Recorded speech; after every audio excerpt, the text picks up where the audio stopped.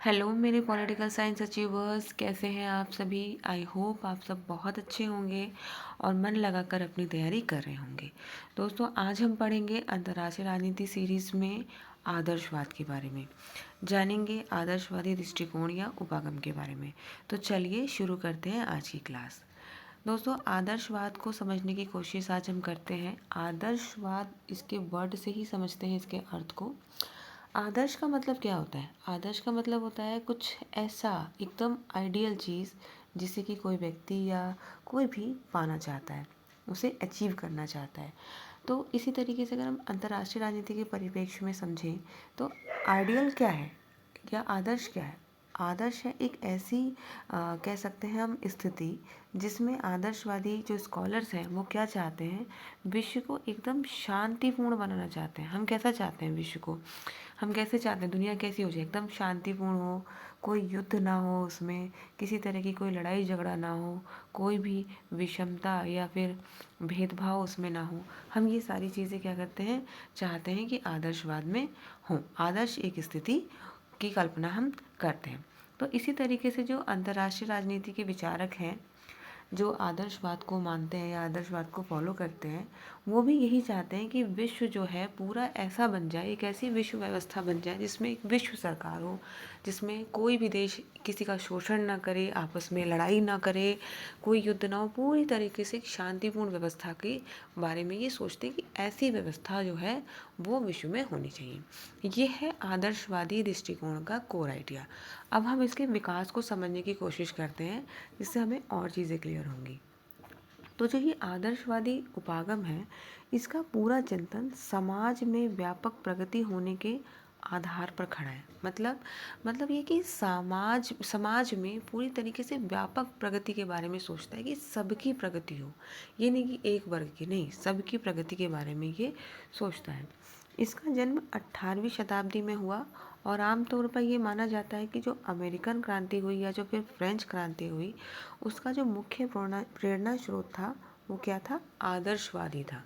क्योंकि वो एक आदर्श स्थिति लाना चाहते थे, एक अच्छी स्थिति जिसमें कि अत्याचार ना हो, शोषण ना हो। इसीलिए ये क्रांतियाँ हुई और इनका आदर्श क्या था या इनका प्रेरणा स्रोत क्या था? आदर्शवादी था। आदर्शवाद को बहुत अच्छे से 1795 में कॉन्डरसैट ने डिस्क्राइब किया। वो कहते हैं कि एक वैसी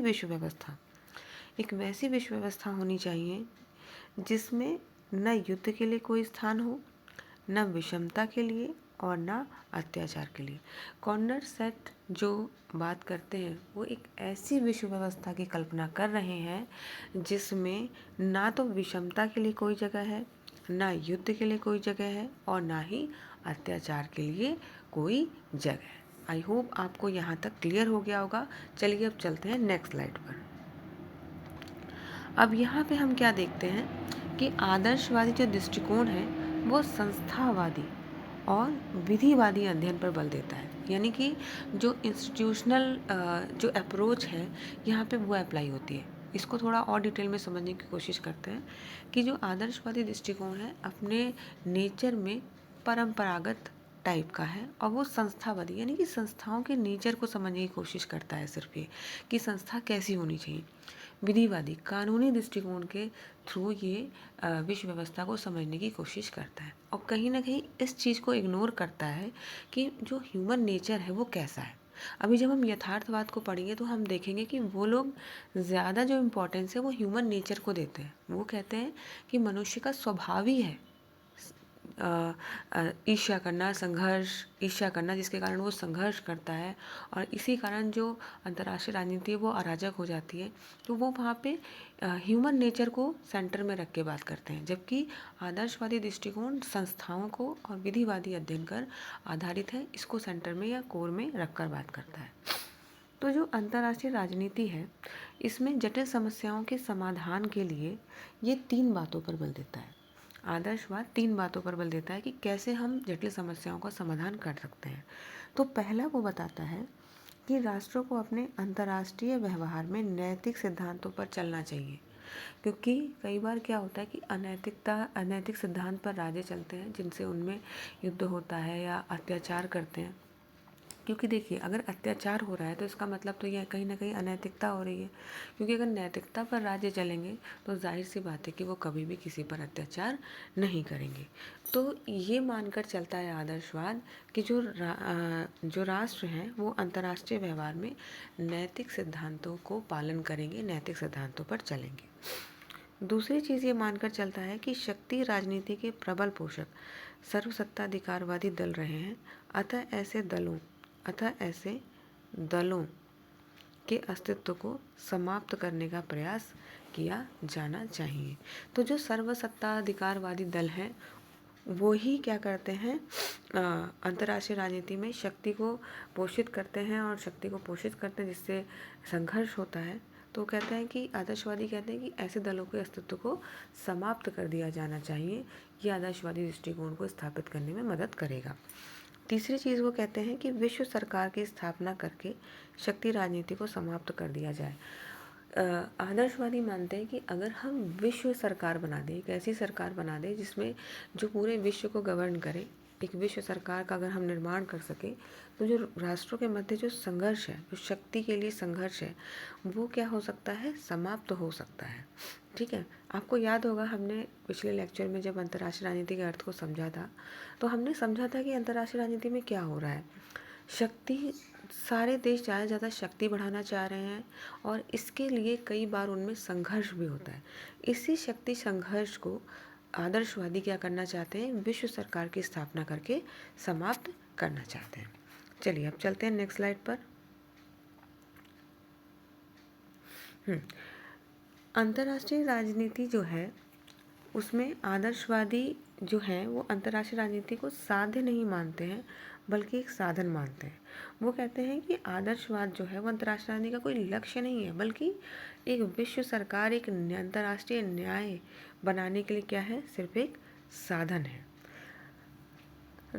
राष्ट्र संघ, जिनेवा प्रोटोकॉल, केलांगब्रिया पैक्ट आदि जितने भी हमें पैक्ट दिखाई देते हैं वहाँ हमें आदर्शवादी दृष्टिकोण का प्रभाव जो है दृष्टिगोचर होता है। यहाँ पर अगर हम राष्ट्र संघ की बात करें तो प्रथम विश्व युद्ध के बाद एक अंतर्राष्ट्रीय संस्था जो कि गठित की गई थी विश्व शांति के लिए, इसलिए कि प्रथम विश्व युद्ध जैसा भयानक युद्ध फिर ना हो, इसके लिए राष्ट्र संघ की स्थापना की गई थी। तो ये कहीं ना कहीं क्या है, ये आदर्शवादी दृष्टिकोण को ही पोषित करता है, आदर्शवादी दृष्टिकोण को ही दिखाता है, क्योंकि इसमें कल्पना की गई थी कि अब इतना बड़ा युद्ध हो गया है, अब सभी राष्ट्र युद्ध नहीं करना चाहेंगे, वो शांति से रहेंगे, नैतिकता से रहेंगे और एक विश्व व्यवस्था या विश्व सरकार बन पाएगी।